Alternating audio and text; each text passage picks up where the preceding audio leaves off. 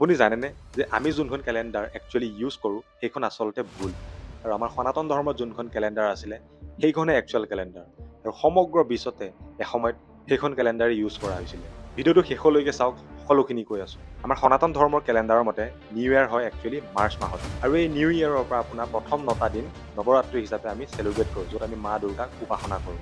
আৰু এই বছৰো যোৱা 20 মাৰ্চত সনাতন ধৰ্মৰ মতে নিউ ইয়েৰ হয় আৰু প্ৰথম 9টা দিন আমি নৱৰাত্ৰি হিচাপে চেলিব্ৰেট কৰোঁ। কিন্তু নিউ ইয়েৰটো একচুৱেলি জানুৱাৰী মাহ কেনেকৈ পালেগৈ বাৰু? চাওক, যোনখন কেলেণ্ডাৰ আমি ইউজ কৰোঁ সেইখন হৈছে আপোনাৰ গ্ৰিগৰিয়ান কেলেণ্ডাৰ আৰু এই কেলেণ্ডাৰখনৰ আপুনি লাষ্টৰ 4টা মাহ মন কৰক। ইয়াৰে আপোনাৰ ছেপ্টেম্বৰ ৱৰ্ডটোৰ মিনিং হৈছে 7, অক্টোবৰ মানে 8, নৱেম্বৰ 9 আৰু ডিচেম্বৰ 10 আৰু সেই হিচাপত জানুৱাৰীটো হৈছে 11, ফেব্ৰুৱাৰী 12 আৰু মাৰ্চত আকৌ নতুন বছৰ ষ্টাৰ্ট হয়। কিন্তু ৰোমানসকলে কি কৰিলে, তেহেঁতৰ যেতিয়া নতুন এম্পায়াৰ বনিছিলে, মানে নতুন যেতিয়া তেহেঁতৰ গভৰ্ণমেণ্ট ফৰ্ম হৈছিলে, সেইটো হৈছিলে আপোনাৰ জানুৱাৰী মাহত আৰু সেইকাৰণে জানুৱাৰীটোৱে তেহেঁতে নতুন বছৰ বুলি ঘোষণা কৰি দিলে আৰু তেতিয়াৰ পৰা সমগ্ৰ বিশ্বতে সেইটোৱে প্ৰচলিত হ'ল। কিন্তু আপুনি যদি লজিকেলি চায়, তো তেতিয়া জানুৱাৰী মাহত নিউ ইয়েৰ পালন কৰাৰ কিন্তু একো মিনিং নাই। কিন্তু মাৰ্চ মাহত আমাৰ পৃথিৱীখনেও সূৰ্যৰ চাৰিওফালে এটা চাইকেল কমপ্লিট কৰে আৰু সেই মাৰ্চ মাহতে আপোনাৰ এটা এংগল মানে চিফ্ট কৰে, যাৰ কাৰণে ঋতু চেঞ্জ হয় আৰু এইটো আমাৰ বেদছত ঋতু সন্ধি বুলি কোৱা হৈছিল। আৰু এনেকৈ তেহেঁতে আপোনাৰ একচুৱেল কেলেণ্ডাৰখন খেলি মেলি কৰি দিলে আৰু মাহবিলাকৰ নাম তেহেঁতৰ নিজৰ মতে চেঞ্জ কৰি ল'লে। কিন্তু লাষ্টৰ সেই 4টা মাহত সেই প্ৰমাণটো কিন্তু থাকি গ'ল আৰু পুৰাণৰ মতেও ব্ৰহ্মাদেৱে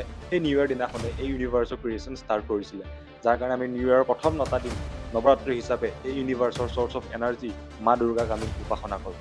তো ভিডিঅ'টো কেনেকুৱা লাগিল নিশ্চয় জনাব আৰু যদি ভাল লাগিলে এটা লাইক কৰিব আৰু ফ'ল' কৰিব নাপাহৰিব।